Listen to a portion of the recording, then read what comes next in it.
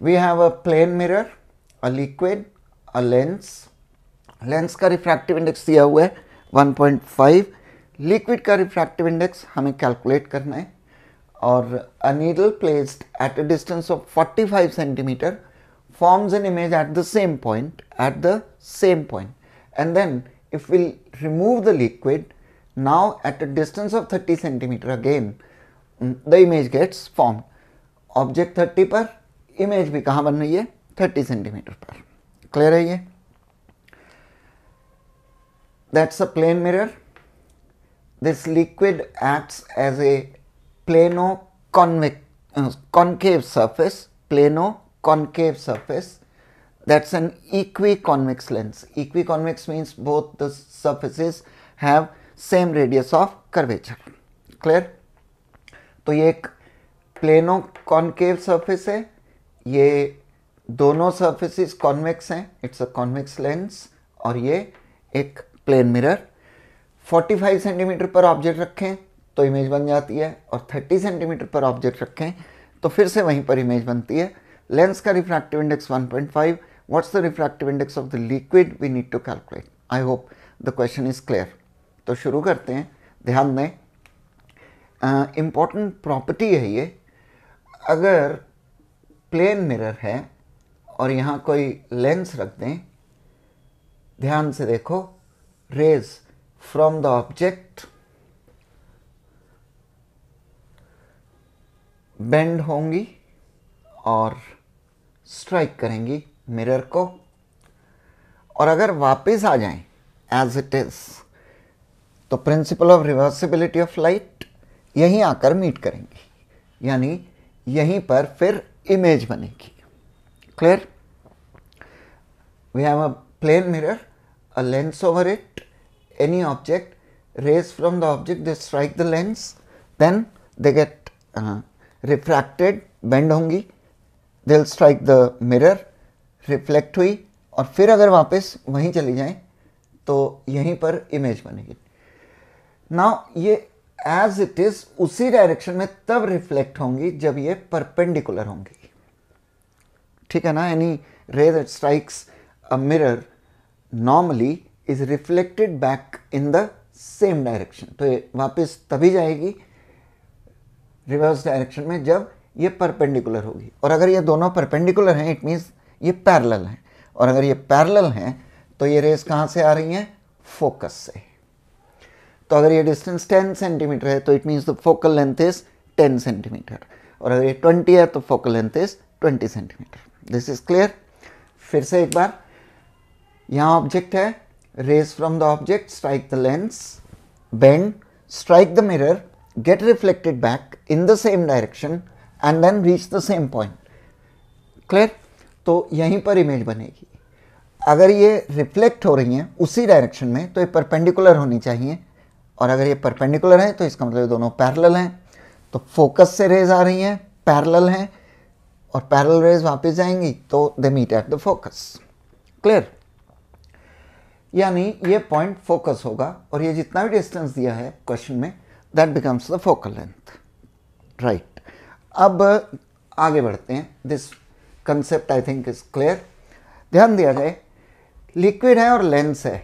ये डिस्टेंस है 45 सेंटीमीटर, यानी इन दोनों की कॉम्बिनेशन की focal length, the net focal length is 45 centimetre. Refractive index of glass, the lens is 1.5 given in the question.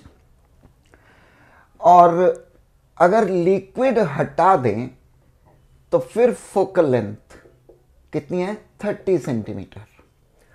Question में given है ये.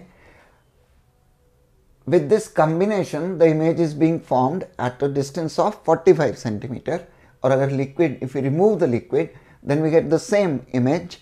Keeping the object at 30, the image is also at 30 centimetre. Combination की focal length हो गई 45 centimetre, और liquid हटाने से सिर्फ लेंस रह गया. लेंस की फोकल लेंथ f1 मान लेते हैं, दैट्स 30 सेंटीमीटर. लिक्विड जो है इसकी फोकल लेंथ कितनी होगी, जरा ये भी चेक कर लेते हैं. 1/f = 1/f1 + 1/f2. ये है 45 कम्बिनेशन की focal length, that's 30 plus 1/f2, तो 1/f2 equal to 1/45 minus 1/30। LCM ले लें, 90 is the LCM, so that's 2 minus 3, तो माइनस 1/90, यानी ये जो प्लेनो कॉन्केव मीडियम है लिक्विड, इसकी फोकल लेंथ कितनी आ गई, 90 सेंटीमीटर। क्लियर है यहाँ तक? ठीक है, आगे बढ़े। ये पॉइंट एक बार फिर से बहुत ध्यान से समझने वाला क्वेश्चन है। लेंस के और लिक्विड के कॉम्बिनेशन की इमेज 45 सेंटीमीटर पर है, तो फोकल लेंथ कॉम्बिनेशन की 45 हो गई। लिक्विड हटा दें, सिर्फ लेंस रह गया, तो लेंस की फोकल लेंथ 30 सेंटीमीटर हो गई। तो ये प्लेनो कॉन्केव मीडियम जो लिक्विड का है, इसकी फोकल लेंथ f2 मान लें, तो इस फॉर्मूले से कैलकुलेट कर सकते हैं। दोनों वैल्यूज प्लेस कर दी, एलसीएम लिया and we get f2 equal to minus 90 centimetre. यहाँ तक क्लियर है? राइट। अब बढ़ते हैं आगे। लेंस का रिफ्रैक्टिव इंडेक्स दिया हुआ है, लेंस की फोकल लेंथ दी हुई है, तो हम लेंस का रेडियस ऑफ कर्वेचर कैलकुलेट कर सकते हैं using lens formula, that's mu minus 1/r1 minus 1/r2। Lens की फोकल लेंथ कितनी थी, 30 centimetre, refractive index 1.5, 1/r minus 1/-r।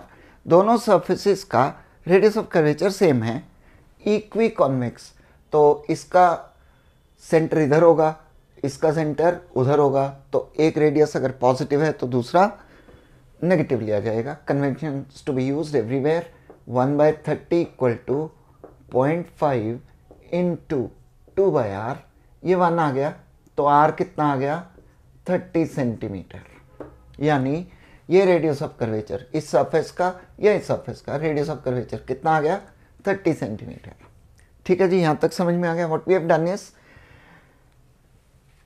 Combination की फोकल लेंथ 45 सेंटीमीटर, लेंस की फोकल लेंथ 30 सेंटीमीटर।